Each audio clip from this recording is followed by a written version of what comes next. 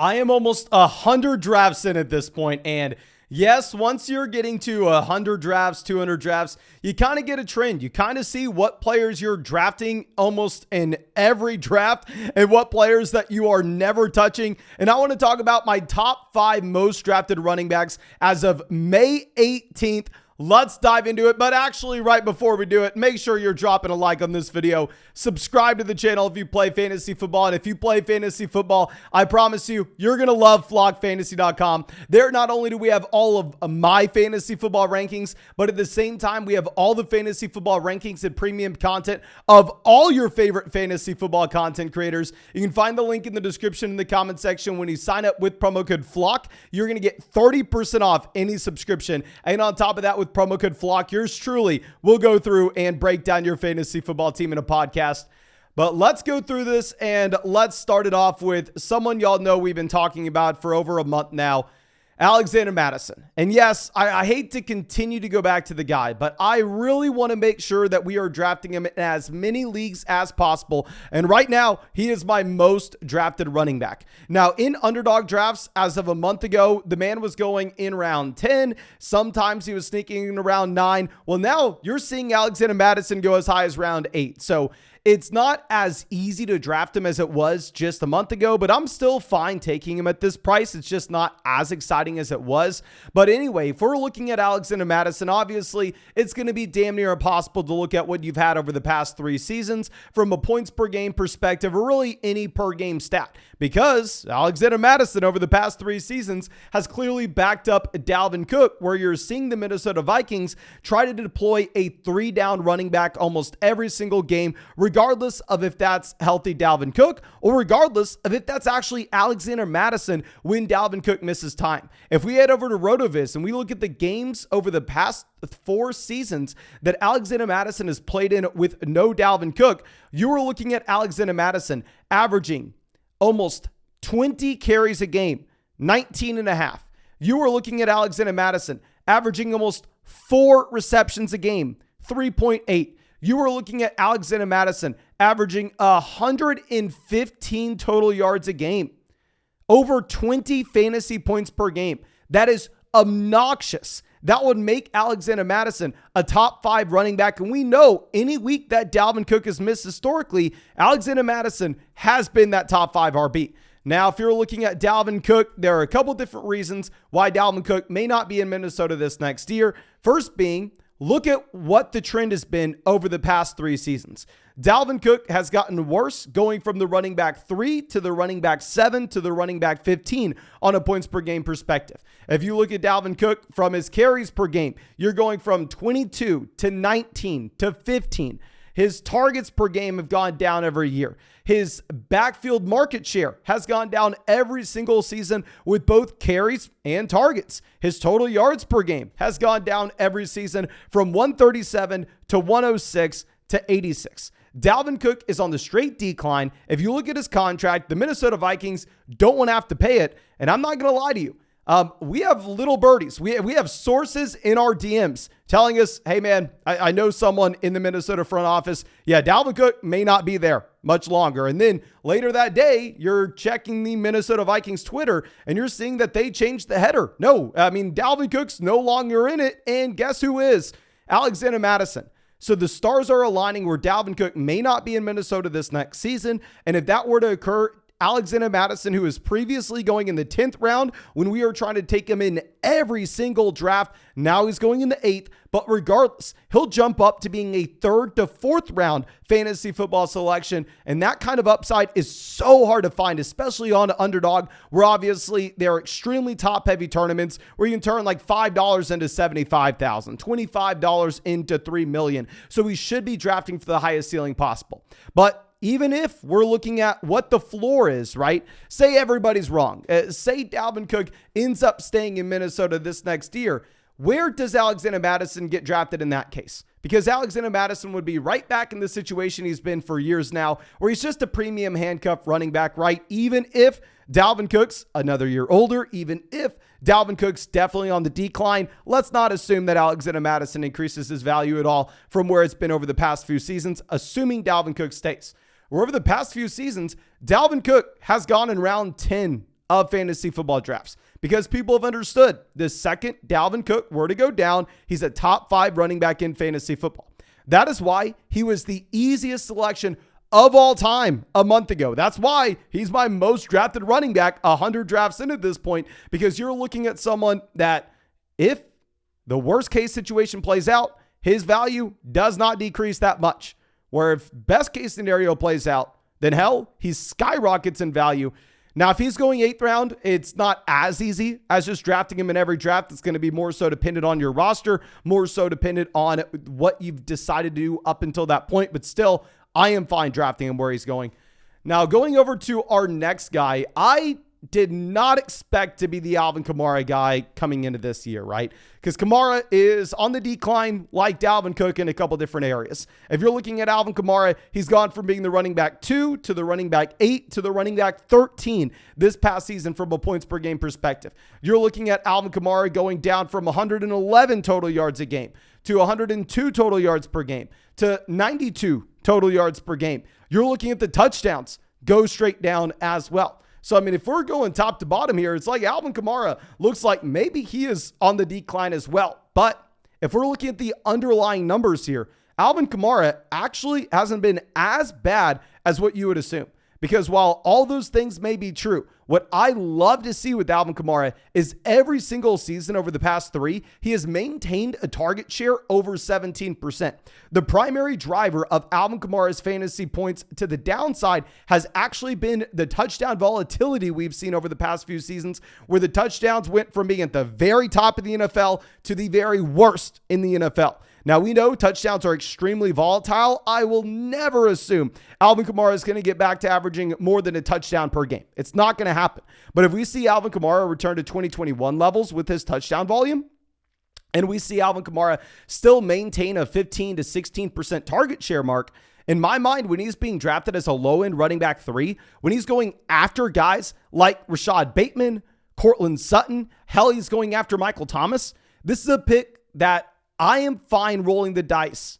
Now, yes, he definitely still has red flags. He is a declining running back going into year 6. That is not great, but he was in the same draft class as Eckler. He's in the same draft class as CMC. Not hearing anybody talk about their age concerns. On top of this, if we're looking at Alvin Kamara, we have the suspension risk. Now, personally, trust me, I wish I was smart enough to be a lawyer. I wish I knew what was going on. I wish I knew exactly how long of a suspension we can assume Alvin Kamara gets this next year. Now, I definitely think it's a possibility Alvin Kamara is suspended, but I think it's a possibility that Alvin Kamara is not suspended because we are talking about something that happened, almost 18 months ago at this point. Now, like I said, entirely possible that he misses games this next season, and you would believe that with the New Orleans Saints adding both Jamal Williams as well as Kendre Miller in this year's NFL draft. Now, personally, when I'm in these underdog drafts, like I said, when it's Best Ball Mania, it's a $25 buy-in, $3 million for first place. Okay, I am not sitting here and thinking about the worst case scenario when I draft a player. Every time I enter in a draft, I'm going, who has the highest ceiling? If everything goes right for this guy, can he be a league winner at this point? And I believe for those drafts where we are trying to optimize for the highest ceiling possible, Alvin Kamara can still be a high-end running back 2, low-end running back 1 this next season, that we are getting at a running back 3 price tag. So I am fine drafting Alvin Kamara at his ADP in underdog. And of course, if you want to get in underdog drafts today, you know we're doing them every single day on the live stream. You can find that link in the description. When you sign up with promo code FLOCK, you are going to get a 100% deposit match up to $100. Also, when you use promo code FLOCK, you're going to get a free trial to flockfantasy.com, where of course you can find all of our rankings. And on top of that, if you're a member of both Underdog and flockfantasy.com, you're going to get exclusive merch. Go fill out the form in the Discord to claim that right now. And then you are also going to get special Underdog credit in your Underdog account if you are a member of both. Instructions for that coming soon. But let's go over to our next back here. Someone else that I didn't expect to be drafting that often. But Jonathan Taylor right now is very reasonably priced in my mind in these underdog drafts. If we're going to go through and look at where Jonathan Taylor is going, I mean, I would have never guessed that he was a top 5 running back in my own list. But I guess it's because I'm willing to take him over the wide receivers in his range. If you're looking at the ADP on Underdog right now, I mean, this is a running back that's currently going after Garrett Wilson, This is a running back that is currently going after Amon-Ra St. Brown in some drafts. And personally, I'm pulling the trigger there. I'm not taking Jonathan Taylor over CeeDee Lamb. I'm not taking him over Devontae Adams. I'm not taking him over A.J. Brown. But the more and more drafts that I'm in, the more drafts I'm seeing Jonathan Taylor fall to the middle of the second round on underdog. Now, of course, JT does see some nasty things in Indianapolis this past year. He goes from being the running back 2 from a points per game perspective to being the running back 18. He goes from seeing about 19.5 carries a game down to 17.5. He goes from seeing 127 total yards a game down to 91 total yards per game. You had Jonathan Taylor taking a massive step back with his overall fantasy football production. I mean, the touchdowns fell off the face of the planet. But if I'm looking at the underlying numbers here, was this Jonathan Taylor's fault? Nope.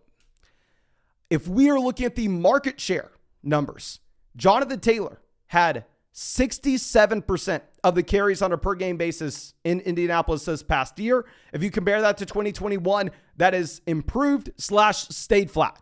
If you're looking at his target share, you had Jonathan Taylor going from about 9.8% of his team's targets on a per game basis up to 10.2%. So Jonathan Taylor actually increased his market shares on both front in this Indianapolis Colts offense. Now, the issue is you had Matt Ryan in there in Indianapolis. Yes, everybody should have known how bad Matt Ryan was going to be this past season. You had Jeff Saturday coming in to take the season halfway through.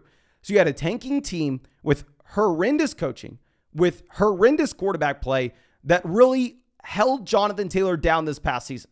Now, personally, I'm fine sitting here and saying that I'm expecting a massive bounce back this next year, and I'm going to be fine continuously taking Taylor over Garrett Wilson, over Amon-Ra St. Brown, over Jalen Waddle, and if you're taking him over those wide receivers, I guess you're going to end up with a lot of them. Now, let's go over to our next running back. I mean, I didn't expect to have a lot of him either. David Montgomery is someone that I've actually been drafting a decent amount. I mean, we weren't drafting him right after the NFL draft, but his ADP has actually fallen a decent ways. Right now, he's being drafted behind Brandon Cooks, behind Jahan Dotson, Quentin Johnston, Gabriel Davis. He's being drafted as the running back 27. And with David Montgomery, he finished as a running back 28 this past year. It wasn't great. You saw David Montgomery's targets per game plummet. You saw David Montgomery's carries per game plummet. You saw his overall total yards per game plummet. But what's very interesting to look at with David Montgomery is him with and without Justin Fields. We talked about this with DeAndre Swift going over to Philadelphia, and we were saying, well, you know what, man? I mean, running backs that are alongside those quarterbacks that are phenomenal rushers in their own right, inherently their fantasy football production is going to be capped because that rushing quarterback is going to vulture so many of the fantasy points in that backfield. When the pocket collapses, historically, they don't dump the ball off to the running back position. That rushing quarterback will take it and run themselves. That rushing quarterback will also take rushing touchdowns at the goal line. And in general, it's not great for a running back to be playing alongside one of those top tier rushers. Well, if we go through and we look at 2020 through 2022 for David Montgomery, with and without Justin Fields in the game, you had with Justin Fields 12.2 fantasy points per game. That's no bueno, right? You had 2.7 targets per game. You had, 13 carries per game. Every mark down when you compare it to no Justin Fields.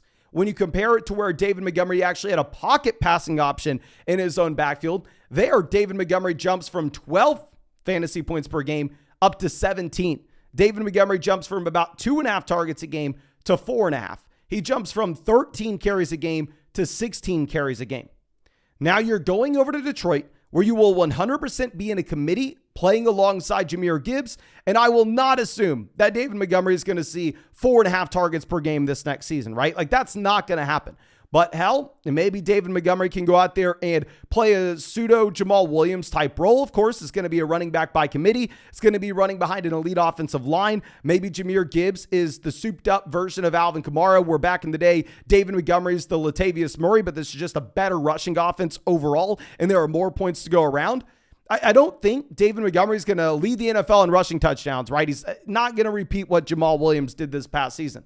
But if we're looking at him as a high-end running back 3, in my mind, it makes a lot of sense. They gave him $11 million guaranteed this past season, which you do really like to see as well. I mean, this offseason, not many running backs got signed for a lot of money. It was Miles Sanders, numero uno. Then right after that, it was David Montgomery. Then a massive fall off to the next guy. Okay. Now let's go over to our next running back, Travis Etienne. Now, I knew I was going to be drafting a lot of Travis Etienne here. Etienne finishes the 24th running back on a points per game basis this past season, but there were a couple weird things that happened in Jacksonville, right? The Jacksonville Jaguars and Trevor Lawrence continuously got better as the season went on. If you were looking at the Jacksonville Jaguars at the beginning portion of the season versus who the Jags were at the end when they were going out there and they were beating the Los Angeles Chargers, almost two completely different teams. On top of this, you had James Robinson in there at the beginning of the season, and then obviously James Robinson leaving halfway through.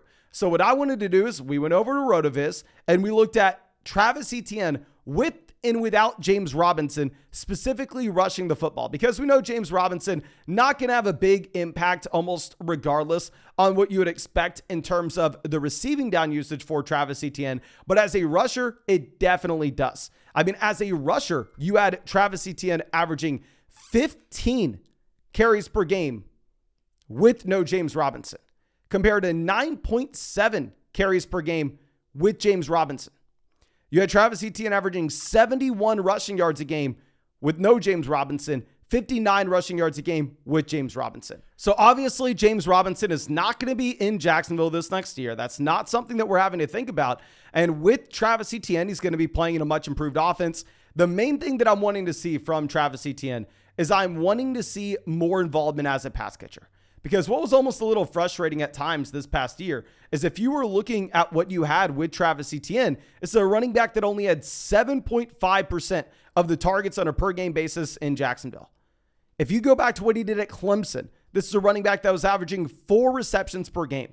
So personally, I believe that you may see the expanded usage as a pass catcher for Travis Etienne in Jacksonville.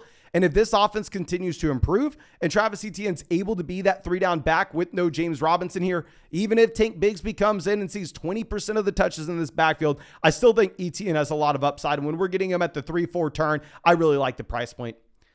But I think that's all I have for you. Again, thank you so much for being a member of the flock and supporting the channel. We were able to help you out. If you got anything from it, go down there, drop a like, subscribe to the channel. And of course, if you want to get access to our fantasy football rankings, if you want to get a podcast breaking down your team, or you want any of our premium content, you can find all of that on flockfantasy.com. If you want to get in a draft with us today on the live stream, that will be on Underdog Fantasy. You can use promo code FLOCK and get a 100% deposit match. And if you're a member of both flockfantasy.com as well as Underdog Fantasy with promo code FLOCK, you are going to be getting exclusive merch. Go fill out that Google form in the Discord. And on top of it, you will get extra credit on your Underdog account.